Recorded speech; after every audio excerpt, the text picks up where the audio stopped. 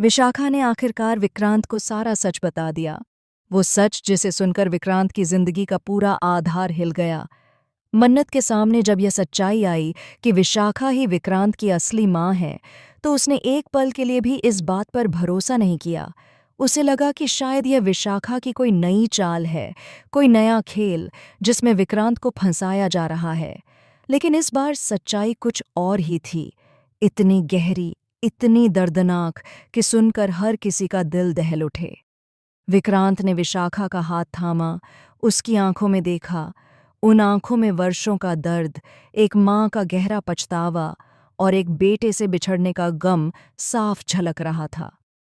बिना कुछ बोले विक्रांत ने विशाखा को सलूजा हाउस ले जाने का फैसला कर लिया। वहां पहुंचकर जो हुआ, उसने सबको हिलाकर रख दिया।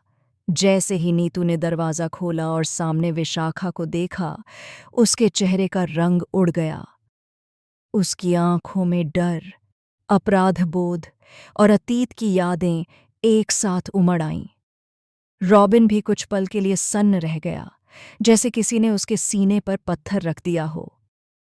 नीतू की आवाज़ कांप रही थी जब उसने कहा, बेटा, मैं तुम्हें सारा सच बताऊंगी। लेकिन विक्रांत ने उसे बीच में रोक दिया। उसकी आवाज़ में दर्द था, पर गुस्सा उससे कहीं ज्यादा। आप अब क्या सच बताएंगी माँ? आपने इतने सालों तक जो झूठ जिया, क्या अब वो सच बन जाएगा? आपने मुझसे मेरी असली माँ को छीन लिया और मुझे इस झूठी दुनिया में रखा कि आप ही मेरी माँ हैं। नीतू की आंखों से आंसू बह निकले। विशाखा भी खुद को संभाल नहीं पाई। उस कमरे में हर तरफ सन्नाटा था, बस अतीत की चीखें गूंज रही थीं। तभी नीतू ने धीरे धीरे अपना सच बताना शुरू किया।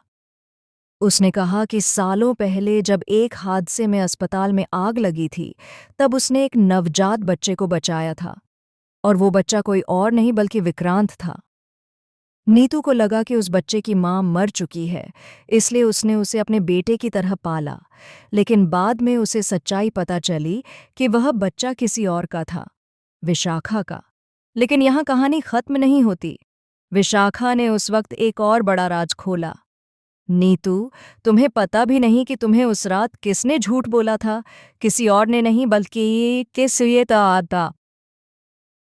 बल्कि रॉबिन ने ही तुम्हें यह भ्रम दिलाया कि मैं मर चुकी हूं। यह सुनकर सबके पैरों तले जमीन खिसक गई। रॉबिन की आंखों में अपराधबोध साफ झलक रहा था। उसने अपनी नजरें झुका लीं, लेकिन विक्रांत की नफरत से भरी निगाहें उस पर टिक गईं। आपने मेरे बचपन से लेकर आज तक हर रिश्ता झूठ पर बनाया, रॉबिन अंकल। क्यों? सिर्फ एक प्रॉपर्टी के लिए? रॉबिन ने कुछ बोलने की कोशिश की, पर शब्द नहीं निकले। नीतू पीछे हट गई और विशाखा अपने बेटे को गले लगाने की कोशिश करती है, लेकिन विक्रांत एक कदम पीछे हट जाता है। उसके अंदर का तूफान अब बाहर फूटने वाला था। विक्रांत ने रोते हुए कहा, माँ, मुझे नहीं पता मैं किसे दोष दूं। जिसने जन्म दिया उसने मुझे खो दिया, जिसने पाला उसने मुझसे झूठ बोला। मैं आखिर हूं किसका बेटा? उसकी यह बात सुनकर पूरा सलूजा हाउस रो उठा। मन्नत, जो अब तक सब कुछ चुपचाप देख रही थी, आगे बढ़कर विक्रांत का हाथ थामती है। वह कहती है, सच्चाई कितनी भी कड़वी क्यों ना हो, लेकिन यही वो सच्चाई है जो तुम्हें आजाद करेगी, विक्रांत। विशाखा की आंखों में एक चमक सी लौटती है, एक उम्मीद कि शायद उसका बेटा अब उसे स्वीकार करेगा। लेकिन विक्रांत बिना कुछ कहे वहां से चला जाता है। नीतू और विशाखा एक दूसरे के सामने खड़ी हैं, दो औरतें जो एक ही बेटे की माँ हैं, पर दोनों ने ही उसे खो दिया है।